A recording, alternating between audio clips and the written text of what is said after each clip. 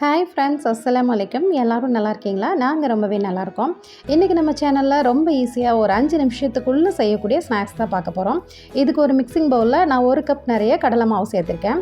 கூடவே 1/4 கப்பு போல் அரிசி மாவு, தேவையான அளவு உப்பு, காரத்துக்கு தகுந்த மாதிரி ஒரு 1/2 டீஸ்பூன் போல் மிளகாய்த்தூள் சேர்த்துருக்கேன். கூடவே பெருங்காயத்தூள் ஒரு 1/4 டீஸ்பூன் போல் சேர்த்துக்கோங்க.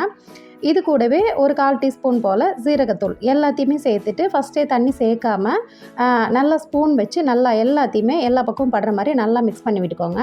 இந்த டயத்துலேயே கூட நீங்கள் உப்பு காரம் செக் பண்ணுறா இருந்தால் பண்ணிடலாம்.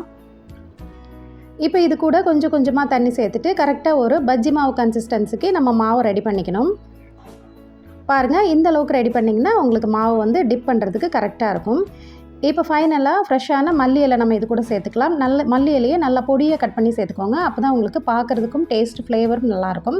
இப்போ தேவையான அளவு ப்ரெட் எடுத்துக்கோங்க. நான் இந்த மாதிரி ஷேப்பில் கட் பண்ணியிருக்கேன். உங்களுக்கு என்ன மாதிரி ஷேப் வேணுமோ அந்த மாதிரி நீங்கள் கட் பண்ணிக்கோங்க.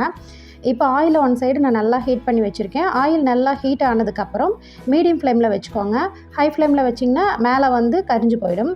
அதுக்கப்புறம் ஒவ்வொரு ப்ரெட் பீசஸாக எடுத்துகிட்டு நீங்கள் மாவில் டிப் பண்ணி 1 பை 1 கேப் விட்டு உள்ளே சேர்த்துக்கோங்க.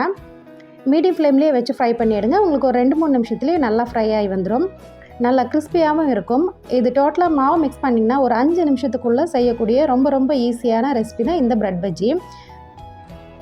இதே மாதிரி நம்ம எல்லா ப்ரெட்டையுமே போட்டு எடுத்துடலாம். பாருங்கள், இப்போ சூப்பராக ரெடி ஆகிடுச்சு.